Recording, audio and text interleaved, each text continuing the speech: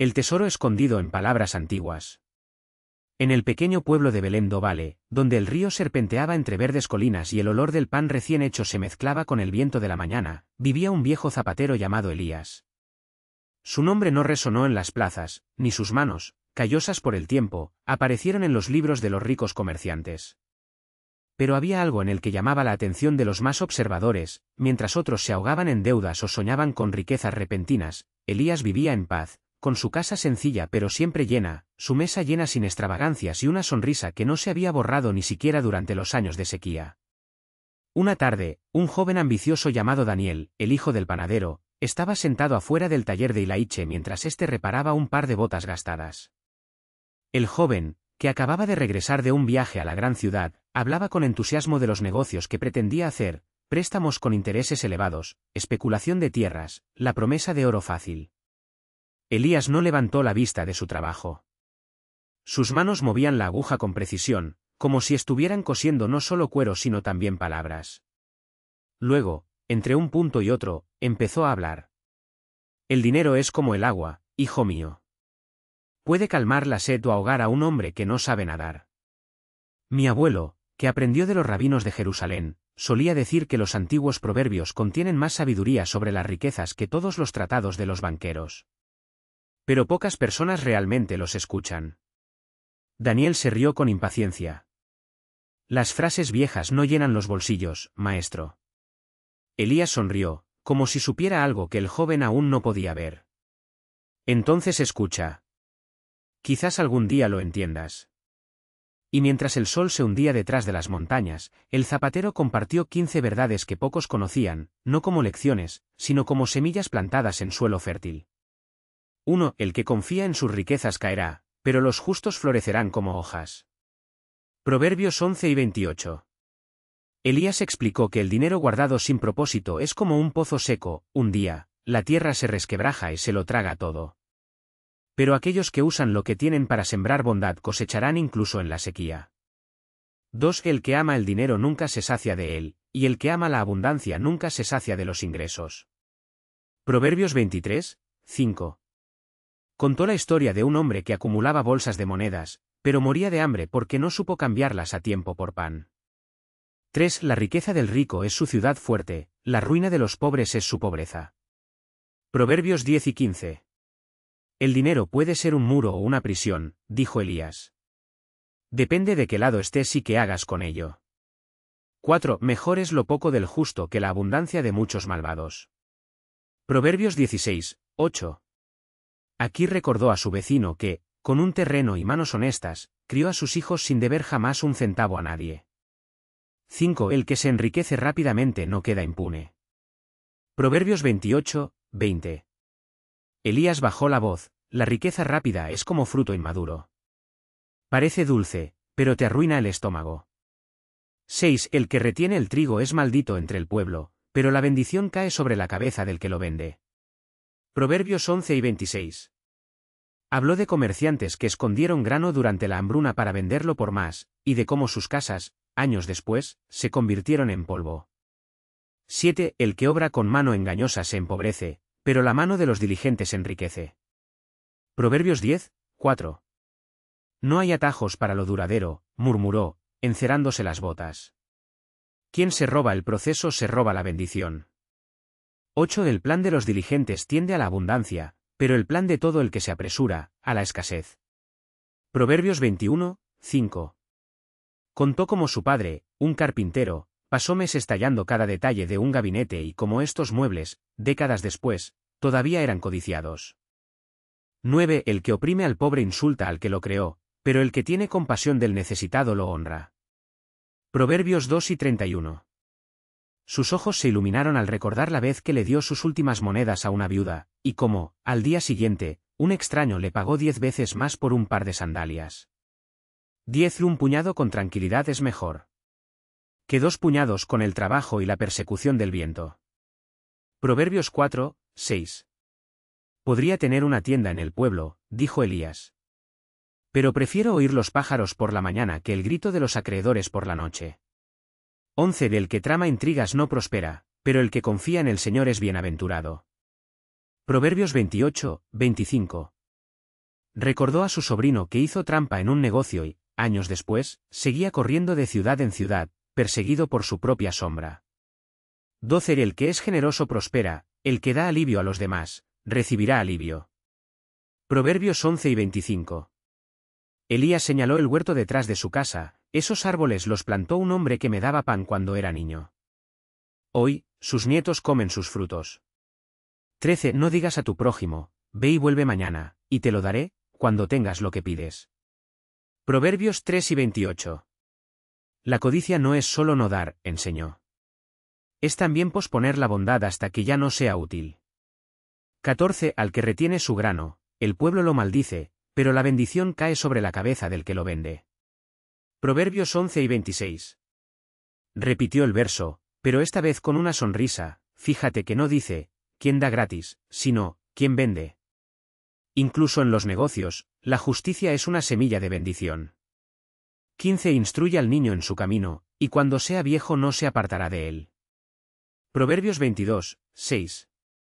Finalmente, miró a Daniel con una seriedad que le hizo callar, si quieres dejar una herencia, no es oro lo que necesitarán tus hijos, sino sabiduría para no cambiarlo por migajas.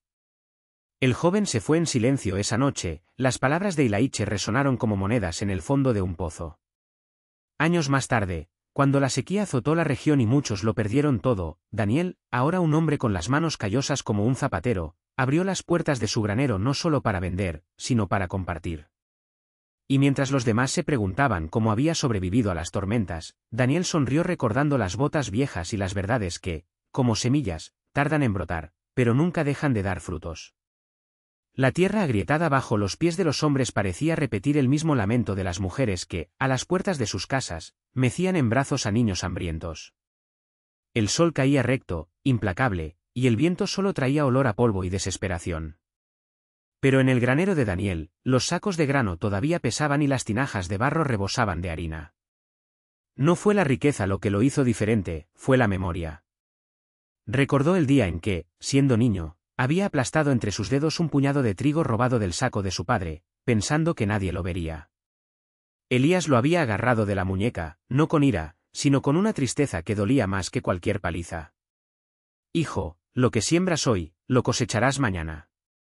Y no es solo hambre lo que da la tierra, sino también lo que sembraste en el corazón de los demás. En ese momento, Daniel no entendió.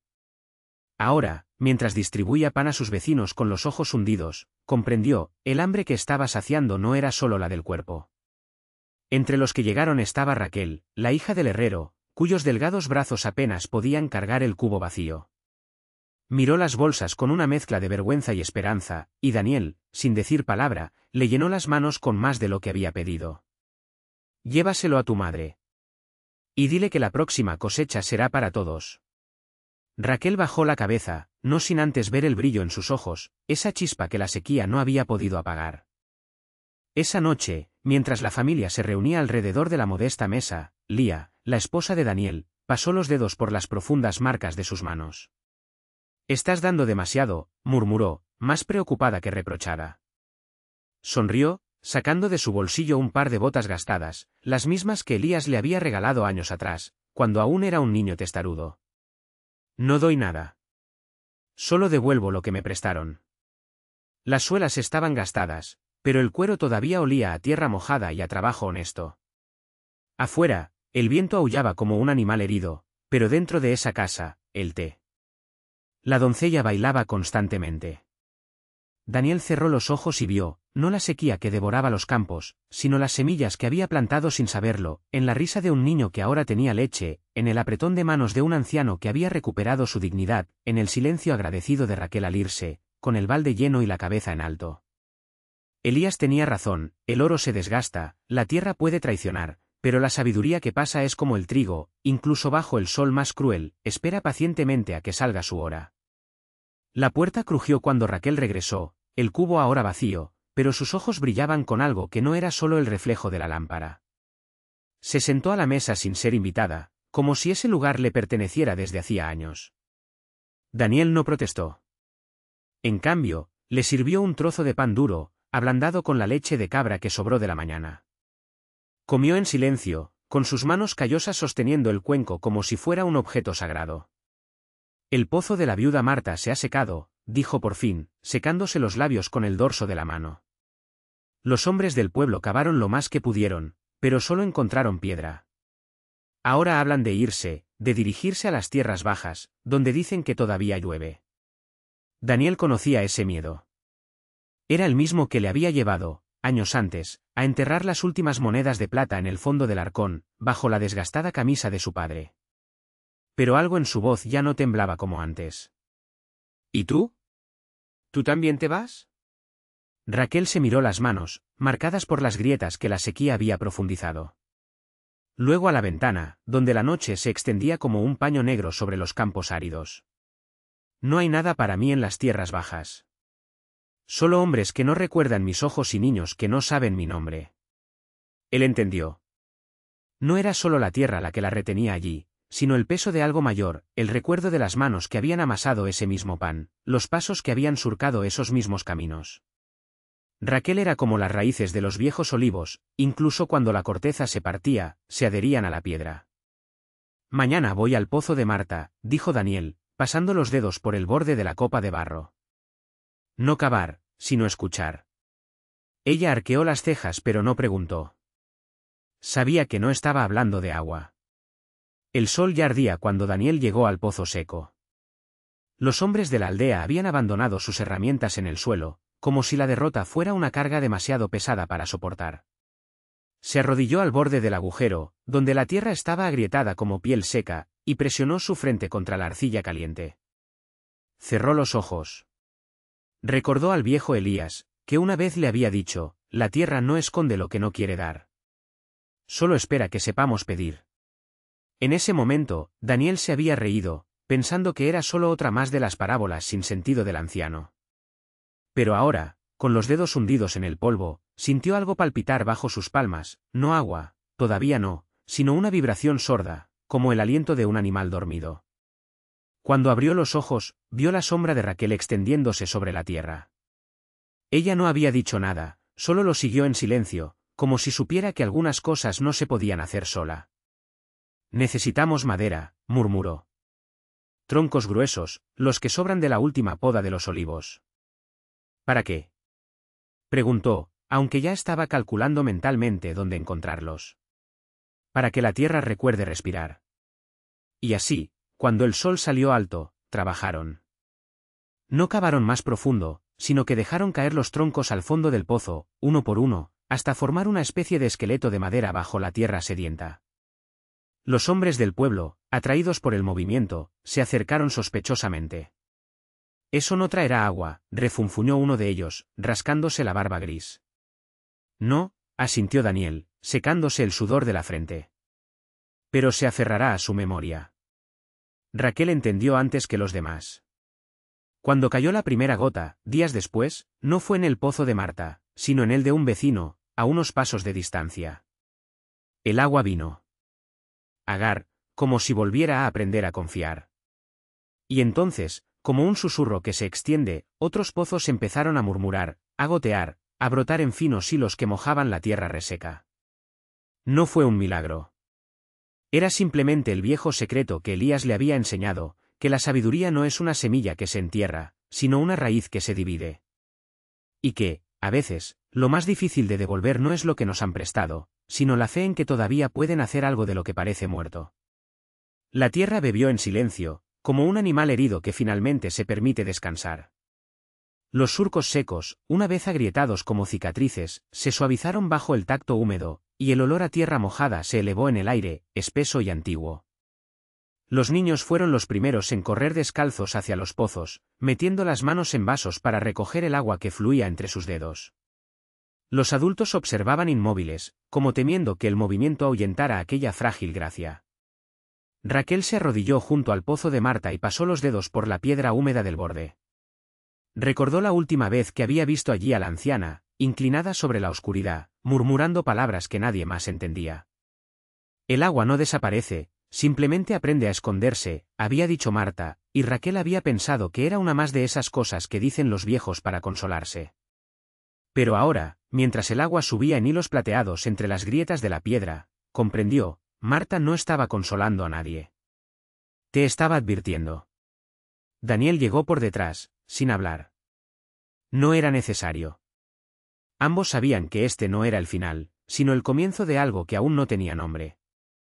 En sus manos llevaba un puñado de semillas que había guardado desde el invierno pasado, cuando la última cosecha se había marchitado antes de madurar. No fueron muchos. No fueron los mejores. Pero eran lo que quedaba. Vamos a necesitar más pozos, dijo en voz baja. Raquel asintió. No era solo agua lo que faltaba. Ya era hora. Fue la memoria. Era la forma correcta de cavar, de elegir el lugar donde la tierra aún respiraba bajo el polvo. Elías le había enseñado que el agua sigue las líneas de los antiguos, los caminos que tanto han recorrido los pies de los muertos que la tierra nunca olvida. Pero pocos sabían ahora cómo leer esas señales. Esa noche, mientras el resto del pueblo se reunía alrededor de los fuegos recién encendidos, porque incluso la madera parecía arder mejor cuando la humedad regresaba al aire, Raquel y Daniel se alejaron hasta el límite de la tierra de Marta. La luna llena iluminaba los surcos como venas abiertas de la piel de la tierra. Cavaron en silencio, siguiendo la intuición de Raquel, que ahora ardía en sus manos como una fiebre. No fue un bien cualquiera. Era el lugar donde Marta se sentaba al anochecer, donde sus manos, nudosas y fuertes, se hundían en la tierra como buscando algo que solo ella podía ver. Cuando la pala de Daniel golpeó algo sólido, Raquel no se sorprendió. Era una piedra lisa, casi redonda, del tamaño de un plato, con marcas que parecían dedos hundidos en la arcilla antes de que se secara. Debajo de ella, la tierra estaba húmeda. No mojado. Húmedo. Como si hubiera estado llorando hace un rato. Ella lo sabía, murmuró Daniel. Raquel cerró los ojos. Sintió el peso de la piedra en sus palmas, el frío subiendo de sus dedos como una corriente. La sabiduría es raíz divisoria, había dicho Elías. Pero nadie dijo que las raíces duelen al arrancarlas. Al día siguiente, cuando el sol apenas había asomado al horizonte, encontraron el primer brote. No en el campo común, donde cada uno sembraba lo que quedaba de semillas, sino aquí, en este rincón olvidado, donde la tierra parecía respirar más profundamente. Era una planta que nadie reconoció al principio, hojas estrechas, casi azules y un tallo que se enroscaba sobre sí mismo como un secreto. Marta la llamaba la que no tiene sed, pero nunca nadie había visto florecer ninguna. Fue suficiente. Los demás llegaron cuando se difundió el rumor. Algunos tocaron las hojas con reverencia, otros retrocedieron, como si temieran que la frágil cosa pudiera desmoronarse al contacto. Pero Raquel se limitó a mirar, sintiendo el peso de la piedra todavía en su bolsillo. Sabía que no era la planta lo que importaba. Eso es lo que significaba. Que la tierra no los había abandonado. Que Marta no los había abandonado. Y que, de alguna manera, todo eso, la sed, la espera, el miedo, era solo el precio de una lección que nadie más sabía cómo enseñar. Cuando se abrió la primera flor, pequeña y blanca como un suspiro, Raquel supo que no sería la última. Y que esta vez no necesitarían devolver nada. Porque algunas cosas, una vez divididas, ya no pertenecen a nadie. Son justo lo que siempre debieron haber sido. Raíces. La flor no se marchitó.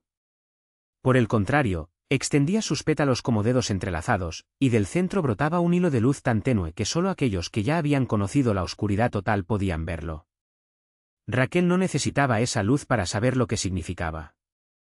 El olor le bastaba, tierra húmeda, algo que no era lluvia, sino la promesa de ella. Los demás empezaron a cavar. No por casualidad, no por desesperación, sino porque el gesto de hundir las manos en la tierra ahora me parecía tan natural como respirar.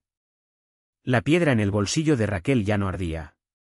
Finalmente lo sacó y lo colocó entre las raíces recién descubiertas, como una ofrenda o un pacto de silencio.